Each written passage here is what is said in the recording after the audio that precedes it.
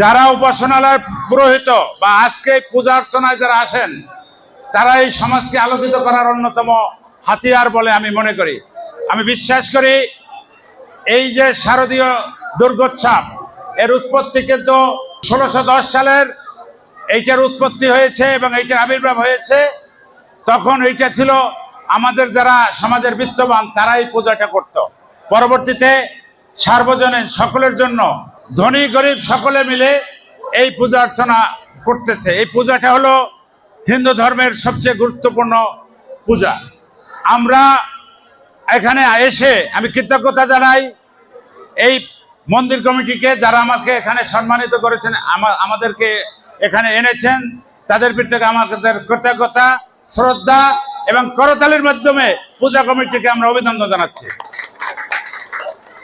আজকে এই হিন্দু সম্প্রদায় আমাদের সমাজে অত্যন্ত স্বাধীনোত্তর বাংলাদেশে বলেন, স্বাধীন পূর্ব বাংলাদেশে বলেন, অত্যন্ত সুশৃঙ্খলভাবে তারা একে অপরের হিন্দু মুসলমান ভাই ভাই হিসেবে আমরা চলে আসছি।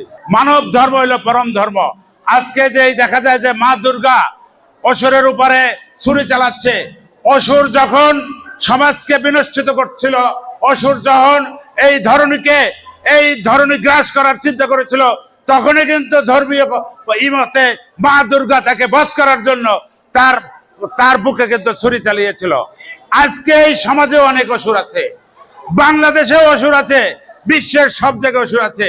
আজকে এই শারদীয় দুর্গা পূজার মাধ্যমে আমরা এই পূজা বিসর্জনের মাধ্যমে, দশমীর মাধ্যমে যে বিসর্জন দেওয়া হয়, আমরা যেন সমাজ থেকে, মন থেকে অসুরকে বিসর্জন দিতে পারি, এটাই যেন আমাদের প্রত্যাশা হয়। আমরা মনে করি হিন্দু মুসলমান বৌদ্ধ খ্রিস্টান একই গোত্রে গাথা, রক্তে একই মাংসে কিন্তু আমরা এই পৃথিবীতে আসছি। আমাদের ভিতরে ধর্মীয় থাকতে পারে, কিন্তু আমাদের ভিতরে যেন কোনো ভেদাভেদ না থাকে। আমরা মুসলিম ধর্ম করব, একজন খ্রিস্টান, একজন হিন্দু, বৌদ্ধ, সবাই কিন্তু পরম্পরার ভাবে এই ভূখণ্ডের বাসিন্দা। এই ভূখণ্ডের মালিকারা কিন্তু হিন্দু মুসলিম বৌদ্ধ খ্রিস্টান সবার। আমি সকলের উদ্দেশ্যে বলতে চাই, যারা এই ধর্মীয় উপাসনা নিয়ে, ধর্মীয় জনগোষ্ঠী নিয়ে, সংখ্যালঘু নিয়ে রাজনীতি করতে চান, তাদেরকে আমি সাবধান করে দিচ্ছি।